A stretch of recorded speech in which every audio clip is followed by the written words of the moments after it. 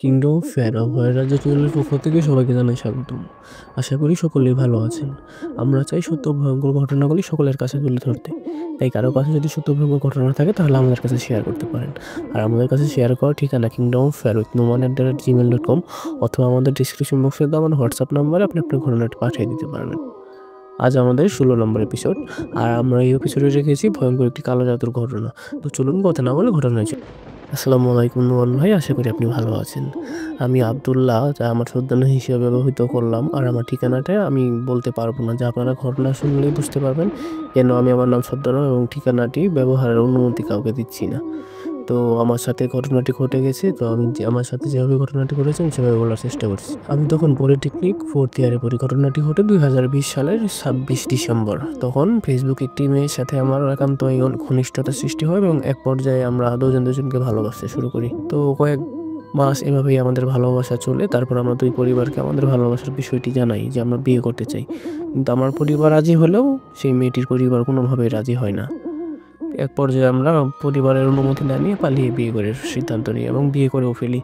বিয়ে করার পর আমি আমার বাড়িতে নিয়ে যাই, যেহেতু আমার পরিবার তো মেনে নিয়েছে, সেহেতু আমি সেই মেয়েকে আমার পরিবারে নিয়ে থাকতে থাকি। বিয়ের 3 দিন পর সেই মেয়ের বাড়ি থেকে সেই মেয়ের মা, বাবা এবং কয়েকজন আত্মীয় স্বজন আমার বাড়িতে আসে।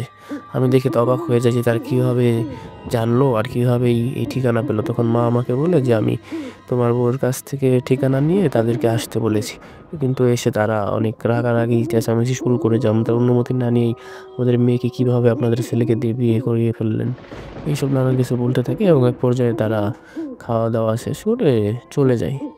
তো এভাবেই কাটতে থাকে কয়েকদিন।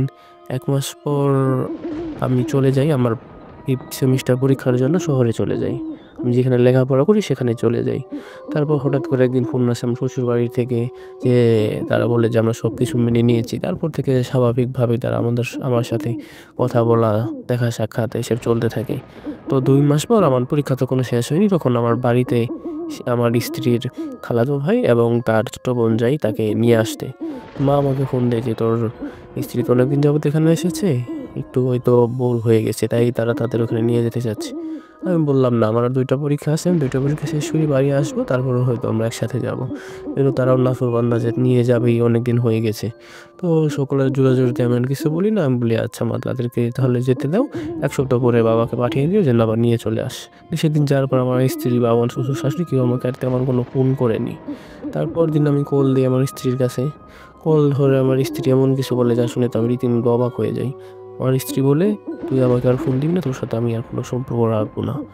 তারপর আমার শাশুড়ি ফোন ধরে বলে, তোর মতো ছেলের সাথে আমার মেয়ে থাকবে, তুই ভাবলি কী করে? আমি তো রীতিমতো একদম আকাশ থেকে পড়ার মতো। তারপর আমার মাকে ফোন দিই। ফোন দেওয়ার পর মা তো কান্নাকাটি শুরু করে যে তোর স্ত্রী আমাকে অনেক অপমান করেছে, অনেক কথা শুনিয়েছে, তোর স্ত্রীকে আমি আর কখনো আমার বাড়িতে রাখতে দেবো না। তখন তো আমি মহা বিপদে পড়ে যাই যে একদিন গেল, এর মাঝে কি এমন হয়ে গেল যে দুই পরিবারের এরকম অবস্থা। তো আমি আমার আরও 2 দিন পর পরীক্ষা ছিল, যার জন্য আমি মাথায় পেন শুরু হয়ে যায়, যার জন্য আমি একটু রেস্ট নেওয়ার মানে শুয়ে পড়ি যে একটু ঘুমাই, হয়তো এই পেনটা সেরে যাবে, যেহেতু আমার পরীক্ষা বর্ষ। তো আমি ঘুমানোর চেষ্টায় যখন ঘুমানোর প্রস্তুতি নিই, তখন আমার যে দরজা ছিল, দরজাতে বাইরে থেকে কেউ আসলে যেমন নক করে এরকম নক করে। তো মেসে তখন কেউ ছিল না, আমি মেসে থাকতাম, মেসে তখন কেউ নেই। আমি ভাবলাম হয়তো যেহেতু আমার মেসটা গ্রামে, হয়তো গ্রামের কোনো পোলাপান দুষ্টুমি করছে। তো আমি বাইরে বের হয়ে দেখি কেউ নেই। তার কিছুক্ষণ পর আবার একই অবস্থা, আবার দরজায় কেউ টোকা দিয়ে আবার চলে যায়। তখন আমি একটু রাগ পেয়ে যাই এবং বাইরে গিয়ে তারপর তখনও দেখি কেউ নেই। তখন আমি আবার শুয়ে একদম ঘুমিয়ে যাই। ঘুমের মাঝখানে একটা স্বপ্ন দেখি যে সাদা কাপড় পরে কেউ একজন আমার সামনে এসে বলছে, তুই আর বেশি দিন বাঁচবি না, তোকে আমরা নিয়ে যাব। আমি তো তখন বলি যে আপনি কে, এভাবে ঘুমটা দিয়ে যাচ্ছেন, আমাকে নিয়ে যেতে চাচ্ছেন? তখন সেই মহিলা আর কি, সেই মহিলাটি ঘুমটা তুলে। তখন ঘুমটা তোলার পর দেখি যে এটা আমার স্ত্রী, এবং তার এক পর্যায়ে সে আমার কাছে আসে এবং আমার গলা ধরে চাপতে থাকে এবং বলে, তোকে আজ হত্যা করবো, আজ হত্যা না করলেও একদিন পর তোকে আমরা নিয়ে যাবো, তুই আর বেশি দিন বাঁচবি না। তারপর তো আমার ঘুম ভেঙে যায়, আমি অনেক ভয় পেয়ে যাই এবং আমার প্রচুর জ্বর ওঠে পড়ে। তো সেদিন রাতের বেলা শুয়ে পড়েছি। শুয়ে পড়ার পর আমার ঘুম ভাঙে যখন, আমি ঘুম থেকে উঠে দেখি যে পরের দিন দুপুর হয়ে গেছে। দুপুর 12টা বাজে। আমার মেস মালিক এবং আমার রুমমেট যারা ছিল প্রত্যেকেই আমার বিছানার আশেপাশে দাঁড়িয়ে আমার দিকে তাকিয়ে আছে। তখন আমি তো হ্যাপাচিকা হয়ে উঠে বলি যে, "কি হয়েছে? আপনারা এভাবে আমার দিকে তাকিয়ে আছেন কেন? আর সবাই আমার বেডের চারপাশে কি করেন?" তখন আমার যে রুমমেট ছিল সে বলে, "তোর বাড়িতে সমস্যা, আন্টি ফোন দিয়েছিল, আমরা তা জেনেছি। কিন্তু তুই যে এই সামান্য একটি সমস্যা নিয়ে এরকম করবি তা আমাদের কল্পনাতেও ছিল না।" তখন আমি বলি, "আমি কী করলাম?" কয়, "তুই যে নেশা পানি করবি এটা আমরা কখনো ভাবতে পারিনি।" নেশা, আমি তখন বলি যে, "নেশা পানি? কিসের নেশা পানি?" তখন তারা বলতে থাকে যে, "তুই কালকে রাতে যখন ঘুমিয়ে যাস তারপর কিছু একটা শব্দ হয়, আমরা প্রত্যেকেই উঠে পড়ি। উঠে গিয়ে দেখি তুই নেই, গেটের দরজা খোলা। তো তোকে কোথাও খুঁজে পাচ্ছিলাম না। তখন মেসের মালিককে বলি, সারা এলাকা খুঁজতে থাকি কিন্তু কোথাও নেই। তারপর আমাদের পাশে যে জঙ্গলটা আছে পরিত্যক্ত, সেখানে গিয়ে দেখি যে তুই মাটিতে একটি গাছের নিচে পড়ে আছিস এবং তোর চোখ একদম লাল হয়ে আছে। তারপর আমরা তোকে নিয়ে এসে পানি দিই এবং জ্ঞান ফেরানোর চেষ্টা করি। তারপর এখন তোর জ্ঞান ফিরলো বা তুই ঘুম থেকে উঠলি। ছি, তুই এই সামান্য বিষয় নিয়ে এভাবে নেশায় পড়া শুরু করেছিস।" তখন তো আমি রীতিমতো চমকে যাই যে এটা কীভাবে হলো? আমি তো শুধু একটা স্বপ্ন দেখেছিলাম রাতে।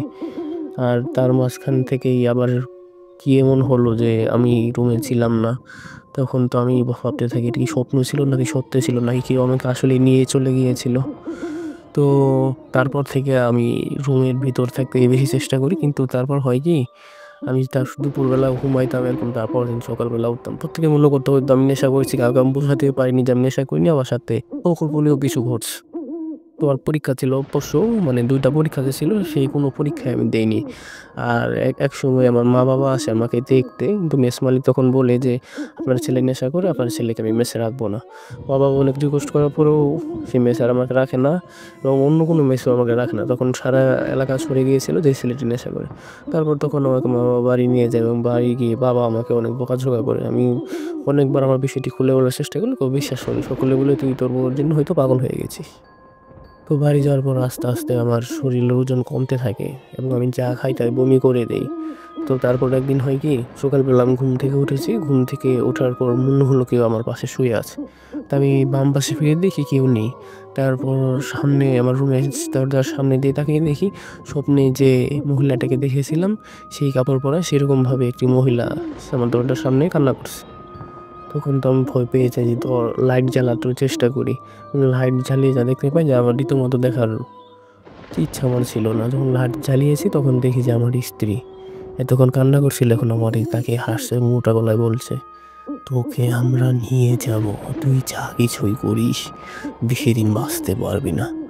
তা দেখে আমি অনেক ভয়ে চিৎকার মেরে উঠি। তখন আমার মা-বাবা চলে আসে এবং এসে আমার বাবা বলে, "নেশা করেছে না? নেশা করলে তো এরকমই হবে। নেশা করলে দিনে রাত দেখবে, রাতকে দিন দেখবে, বিড়ালকে মানুষ দেখবে।" বাবা আমাকে গালিগালাজ করে চলে যায়। কিন্তু তখন আমার মাকে বলি, কেউই বিশ্বাস করে না। তারপর সেদিন রাতের বেলা দরজায় আমার মা নক করে যে, "দরজা খোল।" তো আমি দরজা খুলি। দরজা খোলার পর বলি যে, "মা, কি হয়েছে?" তখন আমার মা বলে, "তোর দাদি অনেক অসুস্থ, চল তোর দাদিকে দেখতে যাবো।" তখন বলি যে, "বাবা কোথায়? বাবাকে সাথে নিয়ে যাই?" তখন মা বলে, "তোর বাবা আগে চলে গিয়েছে, চল তাড়াতাড়ি।" তো কোনো কথা না বলে আমি মায়ের সাথে চলে যাই এবং মোবাইলে দেখি কয়টা বাজে। তখন মোবাইলের ঘড়ির দিকে তাকিয়ে দেখি যে 11টা 49 বাজে। তো মায়ের সাথে হাঁটতে থাকি এবং মা দাদির বাড়ির রুটে না গিয়ে কী করে, পুকুরের দিকে যাওয়া শুরু করে। অবশ্য বলে রাখা ভালো, আমাদের যে এলাকা এখানে ফসলি জমি খুব কম পরিমাণে রয়েছে। মাছ চাষ মানুষ বেশি করে, তাই পুকুরের পরিমাণটা বেশি। তো মা পুকুরের দিকে যাওয়া শুরু করে, আমিও মায়ের পিছন, পিছন যাওয়া শুরু করি। তো মা একটি বাজার ওইখানে গিয়ে থামে। থেমে আচমকা হাসতে শুরু করে। তখন আমি মাকে বলি, "মা, কী হলো? দাদু বাড়ি যাবে না? এই বাজারের নিচে এভাবে হাসছো কেন?" তখন মা মোটা কণ্ঠে বলে, "তোর দাদির কাছে যাব না, তোর বউয়ের কাছে তোকে নিয়ে যাব।" তখন আমি মাকে বলি, "মা, তুমি সব কী বলছো?" তখন মা আমার দিকে ঘুরিয়ে তাকাই। ঘুরিয়ে তাকিয়ে দেখি যে সেটা আমার মা না, সে আমার বউ। কিছুক্ষণ পর দেখি সে আমার দাদির সুরত নিয়েছে। কিছুক্ষণ পর দেখি সে আমার শাশুড়ির সুরত নিয়েছে। তা দেখে তো আমি রীতিমতো একদম আমার পিলে চমকে যাওয়ার অবস্থা। আমি মাথা হাত দিয়ে চোখ বন্ধ করে মাটিতে বসে পড়ি। কিছুক্ষণ পর সেটি মিলিয়ে যায়। তখন আমি বাড়ি যাওয়ার চেষ্টা করি, কিন্তু তখন শুরু হয় আরেক বিপত্তি। পাশে যে বাজার ছিল, বাঁশের উপর ৮ থেকে ১০ ফুটের একটি মহিলা চুলগুলো মাটিতে পড়ে আছে বাঁশকে পেঁচিয়ে। আমার নাম ধরে ডাকছে যে, "আব্দুল্লাহ, এদিকে আয়, এদিকে আয়।" তা এত ভয়ঙ্কর ছিল যা দেখে আমি রীতিমতো অজ্ঞান হয়ে যাই। যখন আমার জ্ঞান ফিরি তখন দেখি যে মা-বাবা আমার পাশে দাঁড়িয়ে আছে এবং মায়ের কাছে শুনি ২ দিন পর আমার জ্ঞান ফিরেছে। তখন আমার মা-বাবাকে বিষয়টা খুলে বলি, কিন্তু আমার বাবা কিছুতেই বিশ্বাস করে না। কিন্তু মায়ের মন ঠিকই বিশ্বাস করে। মা তখন আমার এক চাচা ছিল কবিরাজ, আমাকে সেই চাচার কাছে নিয়ে যায় এবং চাচা আমাকে দেখে বলে যে, "তুমি ওকে এখন কেন নিয়ে এসছো? ওর তো সব শেষ। আমি পারবো, হয়তো কিছু করতে পারবো কিনা জানি না। তবে আমি তোমার কাছে ২ দিন সময় চাই। ২ দিনের মধ্যে আমি তোমাদের জানাবো যে ওর সাথে আসলে সমস্যাটা কী।" এলাকার মানুষ বলতে থাকে, "এ তো বউয়ের জন্য পাগল হয়ে গেছে। এও আমার কোনো কথা বিশ্বাস করে না, বাবাও বিশ্বাস করে না।" তারপর মা স্বপ্ন দেখে যে কেউ এসে বলছে, "তোর বড় ছেলেকে নিয়ে যাবো, পারলে বাঁচা।" মা ঘুম থেকে উঠে দেখে বাবা উঠে বসে আছে। তখন মা বাবাকে বলে, "কি হয়েছে? আপনি উঠে বসে আছেন?" তখন বাবা বললেন যে, "আমি স্বপ্নে দেখলাম কেউ একজন এসে বলছে তোর বড় ছেলেকে নিয়ে যাবো, পারলে বাঁচা।" তারপর তারা আমার রুমে এসে এবং আমাকে এসে দেখে যায় যে আমি সুস্থ আছি কিনা। তারপর কি হয় তা আমার মনে নাই, যা আমি আমার মায়ের কাছে শুনেছি। তো চলুন আমি মা যেভাবে বলেছেন সেভাবে বলার চেষ্টা করছি। তারপর আমার মা বলে, "তো ২ দিন হওয়ার পর তোকে নিয়ে সেই তোর চাচার কাছে আমি তোর বাবা যাই। যাওয়ার পর তোর চাচা বলে যে তোমার ছেলেকে অনেক মারাত্মকভাবে কালো জাদু করা হয়েছে। আর এমনভাবে কালো জাদু করা হয়েছে যার সাথে আমি পেরে উঠবো না, তাই আমার আর কিছু করার নেই।" তখন তুই অন্য রুম থেকে হেসে উঠিস এবং তুই বলতে থাকিস যে, "পারবি না, পারবি না, পারবি না, আমাকে কোনোভাবেই বাঁচাতে পারবি না, আমি মরবই।"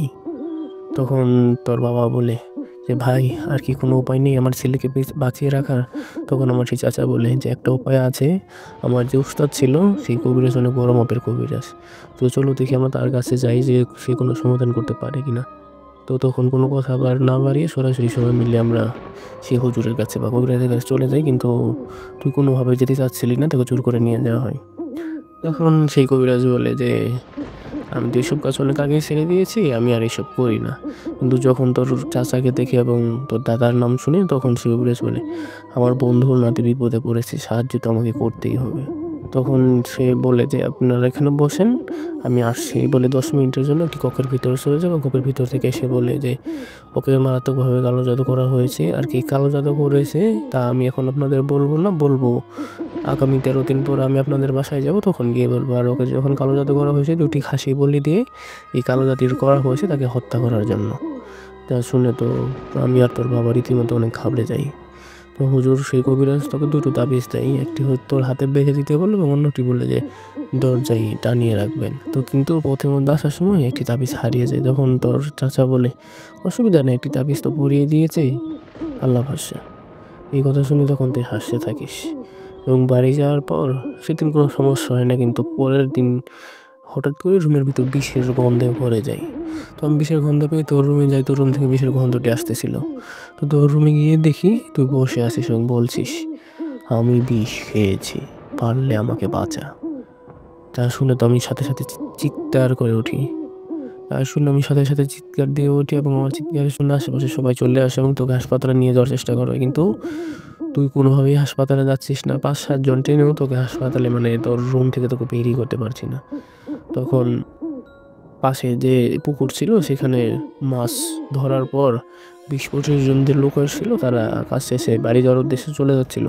তখন তাদের ডেকে আনি এবং সকলের তোকে ধরে নিয়ে হাসপাতালে নিয়ে যাই এবং এক পদ্ধতি ওয়াশ করে সকল বিষ বের করা হয়। তারপর তোকে বাড়ি নিয়ে আসি। তো বাড়ি আসার পরই থেমে নিই, তখন তোর এই সমস্যা আরও বেড়ে যায়। তখন তুই অকথ্য ভাষায় গালিগালাজ করতে থাকিস এবং রুমের মাঝখানে ভাঙ্গাভাঙ্গি, মানে অন্যরকম কিছু একটা, মানে মনে হচ্ছিল যে তোকে সবসময় কেউ না কেউ বসে রেখে দিয়েছে, কারো কথা তুই শুনছিস না। তখন তোর চাচা সেই কবিরাজের কাছে যায় এবং কবিরাজকে গিয়ে বলে যে এই সমস্যা। তখন কবিরাজ অনেক রেগে যায়, বলেছিলাম চোখে চোখে রাখতে, আর তাবিজ হারিয়েছেন আমাকে একটিবারও বলেননি। তখন সেই কবিরাজ আবার ২টি তাবিজ দেয়, বলে যে একটি তার বালিশের নিচে রাখতে, একটি তার হাতে বেঁধে রাখতে, আর আগে যে তাবিজটা দিয়েছিল সেটা যেন খুলে ফেলে দেয়।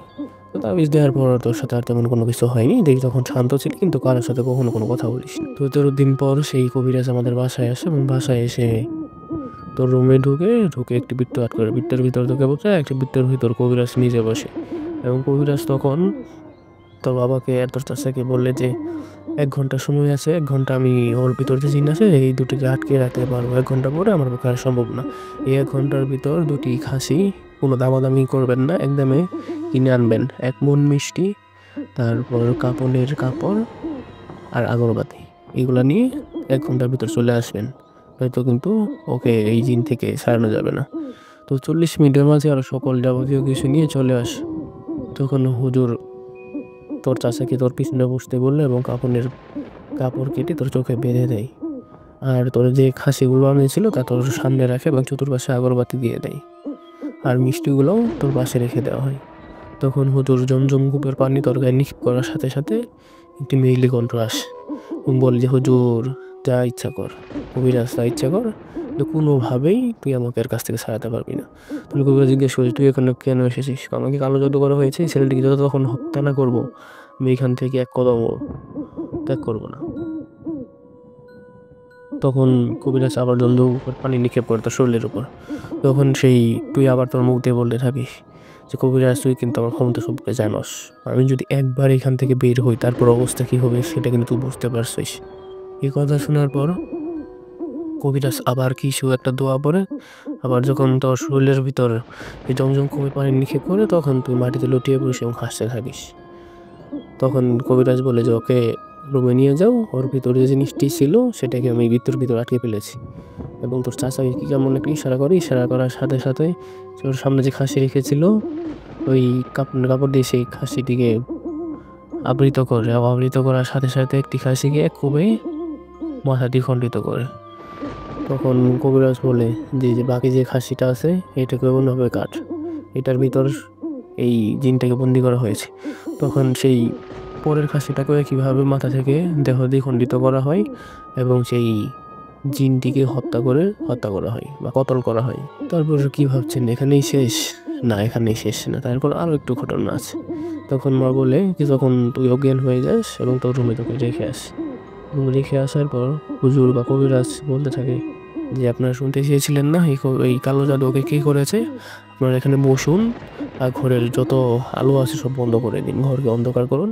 একজন আসবে ঘরের ভিতর, তাকে আপনারা সালাম দেবেন এবং 5 মিনিট পরে জিজ্ঞেস করবেন যে কে আপনার ছেলেকে কালো জাদু করেছে। কিছুক্ষণ ঘর অন্ধকারের কিছুক্ষণ পর 7-8 ফুট লম্বা যুব্বপর একজন হুজুর রুমের ভিতর প্রবেশ করে। তখন ওর বাবা সালাম দেয়, সালাম দেওয়ার পর মিষ্টিভাবে সালামটি গ্রহণ করে সেই হুজুরটা। তারপর বাবা 5 মিনিট পর জিজ্ঞেস করে আমার ছেলেকে কে কালো জাদু করেছে। তখন সেই হুজুর এই জিনিসটি বলে যে আপনার ছেলেকে আপনার শাশুড়ি কালো জাদু করেছে, তার মেয়েকেও কালো জাদু করেছে। আর তার মেয়েকে কালো জাদু করেছিল যেন আপনার ছেলের কথা কখনো মনে না পড়ে, আর আপনার ছেলেকে এমনভাবে কালো জাদু করেছে যেন আপনার ছেলেকে হত্যা করা হয়। এইসব বলতে বলতে হঠাৎ করে সেই হুজুরটি মিলিয়ে যায়। তখন সেই কবিরাজ বলে তখন যার সাথে কথা বলেছিলেন সে আসলে কোনো হুজুর না, সে হলো আমার জিন। তখন সবাই একটু ভয় পেয়েছে এবং চুপ করে থাকে।